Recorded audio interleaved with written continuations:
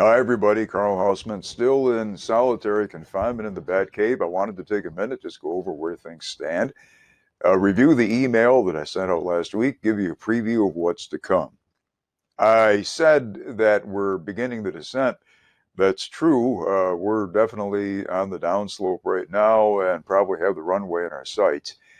The papers were fine. The papers actually came out as well or better than any section I've ever taught. I'm not sure why, but they did, and I'm not complaining. I mentioned don't be traumatized if you see a lot of comments on them. That's what I do. If, for example, there's an apostrophe error, instead of just putting in apostrophe error, I'll go through and tell you exactly what the rules are on apostrophes. So that's why some of them will appear to be overloaded with comments. Most of the time, though, the comments are simply constructive or statements that something is really good. I'll have them done well before the final. I'm closing in on them, probably about 25 to go. I try and take about a half an hour on many of them, so you can imagine the time period involved. But, go to your Blackboard site. If they're done, and they will be done within a week. I think that most people who got them in early did better. And I have in the email an old cliche my mother used to like to say, by the inch it's a cinch. And it's true. If you wrote 21 words per day when the assignment started, you would have handily finished the paper. So always think about that. Even if your writing is something as simple as writing down the title, go ahead and do it. You've got to start on it. So whenever you get an assignment, or whenever I have a book, whenever I have an article due, first thing I do is sit down and write down the title and maybe the opening paragraph, and you've crossed a psychological bridge there. So I mentioned be sure to keep in touch if there's a problem. Most people have. So let me know what's going on. I know that everybody faces different problems and difficulties in this.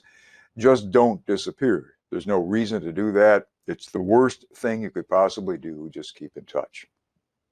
Now, the final exam, scheduled for May 5th and 6th. Originally, the final date was May 5.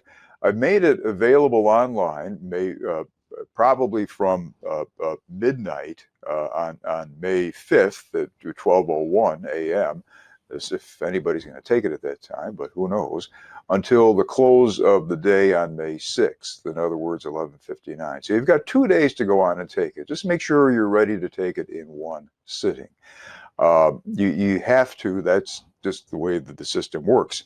Now, you'll be able to, clearly I can't monitor or say you can't use notes. You can use whatever you want, but the one thing you can't do, and I will probably be able to detect if you do, and it's cheating if you do, so don't do it, is collaborate with other people, okay? So just sit down, do it. I don't think you'll have a problem with it. More on that in a second. Now, I can't get too specific with the test, but here's a review sheet that I pasted in that gives some general guidance. It's going to look like the midterm, but it's going to have more writing on it, and it'll be basically 5 questions with 5 short essays, each worth 20 points. Some of the essays are more or less like short answer questions, but be prepared to do a little bit of writing on that, maybe 3 paragraphs per. And I'll tell you in the test about how much to put in. Here are some of the things to go over.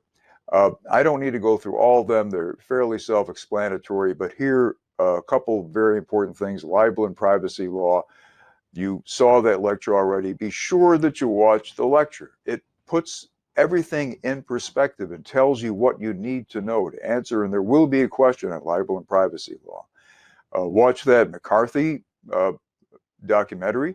Make sure you can relate it, and we've talked about this before. Make sure that you can relate it to the Borston definition of a pseudo event, which is all over the place and in the reading. Don't forget that in the textbook, all this stuff is covered word for word, and I give you the appropriate chapters right in the message. And don't forget, too, that if you go to the class website, and I put the address in again, you'll find the PowerPoints online. So here's the activity for the week. You probably have this done by now. Here is a reference copy of the schedule that I sent out during the beginning of spring break. hasn't changed. I did fix a couple links, but it's all there. Just remember to watch this stuff, and in particular, watch the lectures and be sure that you take notes. They're not very long. So it's important to sit down and watch those lectures, take notes, because the one thing I can tell you is when it gets to the final, you won't be able to go back and say, well, let me go and watch the final, watch the lecture again, because you just won't have time. It'll be a 2-hour window. I've decided to have it open for the full time that is normally given for final exam, 2 hours. That should probably be double what you really need, but that's what we're doing. You don't see the exam yet because it's not visible, but when it becomes visible during that window to take it, just log onto the Blackboard page and you'll see it right there. It says Journalism Principles and Practices Final Exam. Be sure at whatever time you take it that you're ready to take the whole thing, sit down and start. Having said all that, I don't think that anyone will have any trouble with it. Just be sure you watch those lectures and take notes. So that's it for this week. Thank you very much. Carl Hausman from the Bat Cave signing off. Stay healthy, stay well.